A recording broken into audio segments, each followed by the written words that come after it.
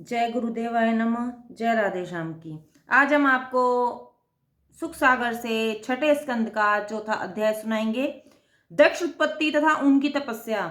इतनी कथा सुनकर राजा परीक्षित ने कहा, हे सुखदेव जी, उधर जो आपने स्वयंभू मनवंतर का श्रेष्ठ में वर्णन किया है उसे अब आप मुझे विस्तार पूर्वक सुनाइए, क्योंकि संक्षेप में सब बातें मेरी समझ में नहीं आई।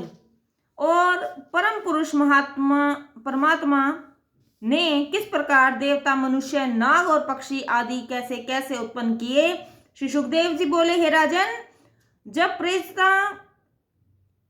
प्राचीन ब्रह्मषि के 10 पुत्र तपस्या करके समुद्र से बाहर निकले तो उन्होंने समसत्त पृथ्वी को वृक्षों से ढकी हुई देखा, जिससे उन्हें वृक्षों पर क्रोध आया और उन्होंने अपने तपोबल से समसत्त वृक्ष जाति को भस्म कर देना चाहा। उनके एक ही हुंकार से सारे वृक्ष जलकर गिरने लगे।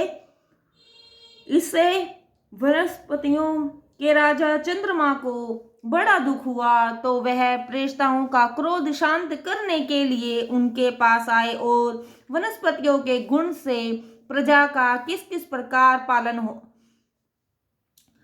पालन होता है यह सब उनको समझाया। साथ ही आत्मज्ञानियों और विचारवानों का कर्तव्य बतलाकर उनसे उनका क्रोध शांत करने का बड़ा प्रयत्न किया। साथ ही यह भी कहा, तुम्हारी यह तपस्या और यह सारा दोष और क्रोध जिस कारण है, मैं उसका भी शमनकारी एक दूसरी युक्ति भी बतलाता हूं, जिससे आप लोगों के सारे मनोरथ सिद्ध हो जाएंगे। और तपस्वियों, वृक्षों के राजा के पास एक परम सुंदरी कन्या है। मैं इस कन्या को भेंट रूप में तुम्हें दिला देता हूं, जिसे अपनी पत्नी बनाकर अपना मनोरथ सफल करो। श्री सुखदेव जी कहते हैं, हे राजन परीक्षित, ऐसा कहकर राजा चंद्रमा ने अप्सरा की उस कन्या को, जिसका नाम प्रलोचना था, प्रस्ताओं को दे दिया।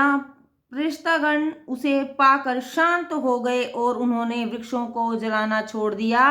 उसके पुत्र दक्ष हुए, वे प्रेताओं से उत्पन्न हुए थे, इससे उनका दूसरा नाम प्रेस्तस भी पड़ा।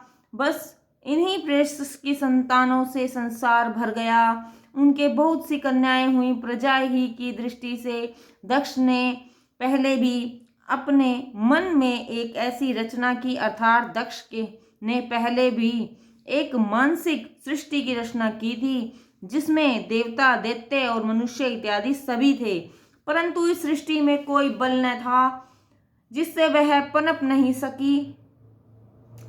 तब उन्होंने इसके लिए बड़ी चिंता की और विंध्य पर्वत पर जाकर तप करने लगे। उस घोर तप में सृष्टि रचना के लिए उन्होंने भगवान की बहुत सी प्रार्थना कर शक्ति मांगी। भगवान आए, उन्होंने देखा कि दक्ष पांव पर पड़ा हुआ संतान मांगता है। ईश्वर ने कहा, उठो उठो, तुम्हारी भक्ति से मैं प्रसन्न हूं। तुम्हारी इस तपस्या से संसार की वृद्धि होगी, यही मैं भी चाहता था।